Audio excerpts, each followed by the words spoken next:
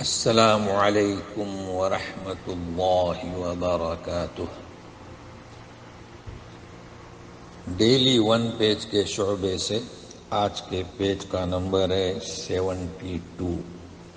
سورت آل عمران، آیات ہیں 166 سے لے کر 173، اور قصہ چل رہا ہے جنگ بدر اور جنگ احد،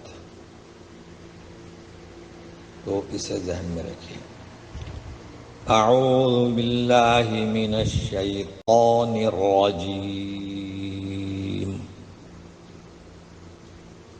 وما اصابکم یوم التقى الجمعان فبإذن اللہ وليعلم المؤمنین۔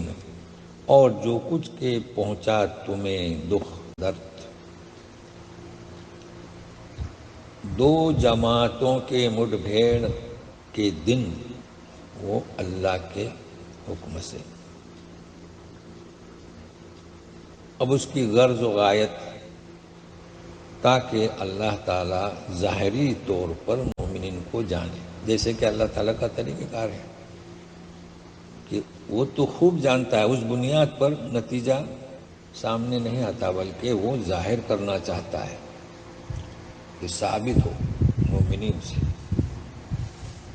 اچھا، اب اسی طریقے سے منافقین، ان کے عمل سے بھی ظاہر ہو۔ وَلِيَعْلَمَ الَّذِينَ نَافَقُوا وَقِيلَ لَهُمْ تَعَالَوْا قَاتِلُوا فِي سَبِيلِ اللَّهِ أَوِ ادْفَعُوا قَالُوا لَوْ نَعْلَمُ قِتَالًا لَاتَّبَعْنَاكُمْ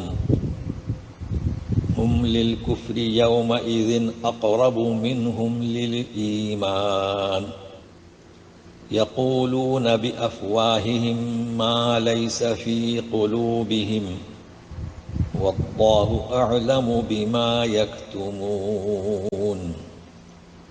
اور تاکہ ظاہری طور پر جانے جنہوں نے نفاق اختیار کیا ہے، منافقوں۔ اب منافقین سے کہا گیا کہ آؤ اللہ کی راہ میں لڑو، یا ہے کہ ہٹا دو کافروں کو، ابھی دفاع۔ تو بولے کہ اگر ہم لڑائی جانتے تو ضرور تمہارا فالو کرتے۔ کیا مطلب اس کا؟ لڑائی کیا وہ نہیں جانتے تھے؟ لڑنا جانتے تھے، اور مسلمان بھی لڑائی کو لڑنا جانتے تھے، چونکہ جنگ بدر میں جو فتح حاصل ہوئی تھی۔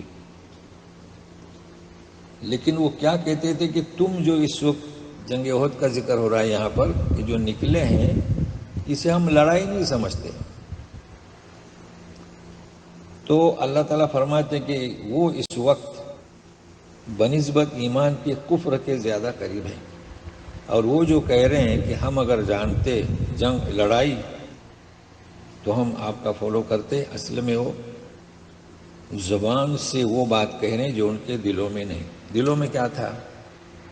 مشاہدہ، جنگ بدر میں مسلمانوں کو فتح حاصل ہوئی، تو لڑائی جانتے تھے۔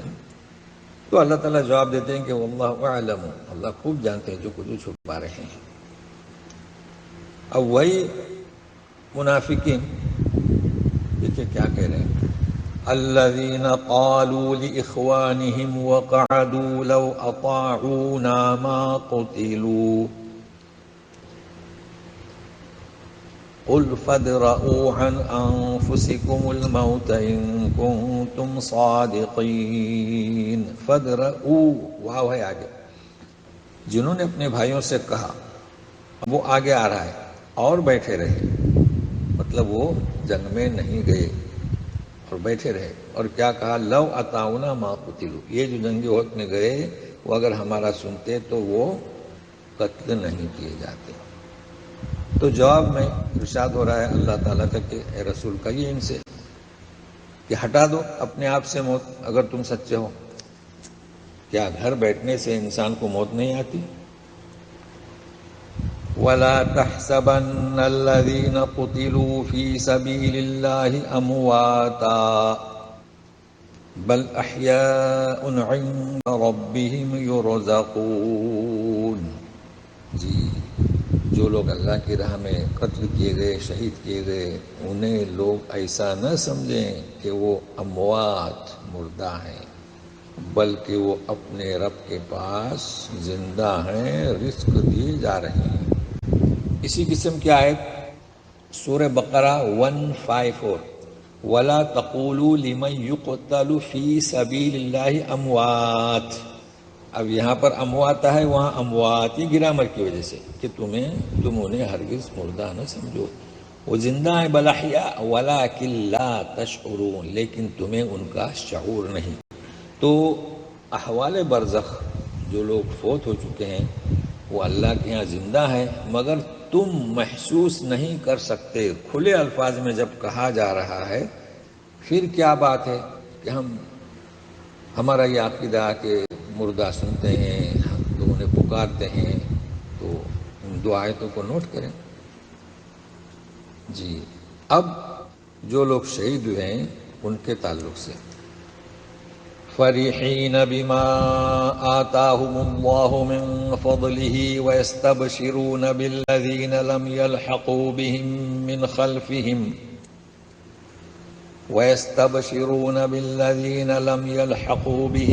مِّنْ خَلْفِهِمْ أَلَّا خَوْفٌ عَلَيْهِمْ وَلَا هُمْ يَحْزَنُونَ۔ جی اس آیت کا پس منظر کیا ہے ترجمے سے پہلے سنیے گا۔ اصل میں شہدائے احد نے اللہ تعالیٰ کی بارگاہ میں عرض کیا کہ ہمارے وہ مسلمان بھائی جو دنیا میں زندہ ہیں، انہیں ہمارے حالات اور ہماری پرمسرت زندگی سے کیسے اطلاع کی جائے تاکہ وہ جنگ و جہاد سے اعراض نہ کریں۔ تو اللہ تعالیٰ نے ان کی اس آرزو اور تمنا کو اس آیت کے ذریعے پہنچایا۔ کیسے پہنچایا کہ وہ خوش ہیں جو کچھ کہ اللہ تعالیٰ نے انہیں دیا اس کے فضل سے، وَيَسْتَبْشِرُونَ، اور خوش ہیں ان لوگوں سے جو ابھی ان میں نہیں ملے، ان کے بعد میں، ان کے پیچھے ہیں، کہ ان پر بھی نہ کوئی خوف ہوگا اور نہ غم۔ تو یہ خبر پہنچا دی۔ اچھا اب دوسری آیت دیکھیے۔ دوسری آیت کا پس منظر یہ کہ یہاں کیا کہا جا رہا ہے کہ خوف اور حزن، غم کا، حزن کا فقدان۔ تو وہ جو خوش ہیں صرف اس لیے نہیں کہ خوف و حزن کا فقدان، بلکہ نعمتوں سے بھی خوش ہیں۔ تو سنیے، يَسْتَبْشِرُونَ بِنِعْمَةٍ مِّنَ اللَّهِ وَفَضْلٍ وَأَنَّ اللَّهَ لَا يُضِيعُ أَجْرَ الْمُؤْمِنِينَ، اور وہ خوش ہیں اللہ کی نعمتوں سے، فضل سے۔ اب دوسرا جملہ، اللہ تعالیٰ مومنین کے اجر کو ضائع نہیں کرتا۔ اب مومن کی کچھ صفات ہیں، سنیے۔ الذين استجابوا لله والرسول من بعد ما أصابهم القرح للذين أحسنوا منهم واتقوا أجر عظيم۔ اب اس آیت کا پس منظر کیا ہے کہ سنیے پہلے ترجمہ کہ یہ جو لوگ، جن لوگوں نے اللہ اس کے رسول کی سنی بعد اس کے کہ ان کو زخم پہنچ چکے تھے، تو اس کا پس منظر کیا ہے؟ مدینہ میں جب احد کی جنگ سے شکست حال مسلمان مدینہ واپس آئے اور قریش لوٹے، تو قریش سوچ رہے تھے کہ ہم نے سنی موقع چھوڑ دیا، یہی تو موقع ہے کہ مدینہ پر حملہ کر دیں۔ جی تو یہی اندیشہ رسول صلی اللہ علیہ وسلم کو تھا۔ تو ایسی صورت میں صحابہ نے ساتھ دیا اور تھکے تھے، شکست خوردہ تھے، مگر نکلے، اور پھر قریش کے دل سے یہ خیال نکل گیا، روب چھا گیا اور مکہ واپس چلے گئے۔ یہ ہے اس کا پس منظر۔ تو کہا جا رہا ہے کہ للذین احسنوا منہم، اتنا بہترین اچھا ساتھ دیا نا، تو ان کے لیے اجر ہے، بڑا ہے، مطلب ہے کہ پرہیزگاری اختیار کی۔ للذین احسنوا منہم واتقوا، جن لوگوں نے ان میں سے نیکی کو اختیار کیا اور پرہیزگاری اختیار کی، اجر عظیم۔ اچھا اب ایک اور پس منظر ہے، الذین قال لهم الناس ان الناس قد جمعوا لكم فاخشوهم فزادهم ایمانا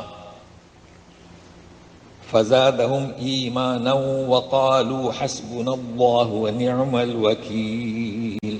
اب یہ دوسرا پس منظر ہے کن کا؟ للذین احسنوا، جو نیکوکار ہیں ان میں سے، پرہیزگار ہیں۔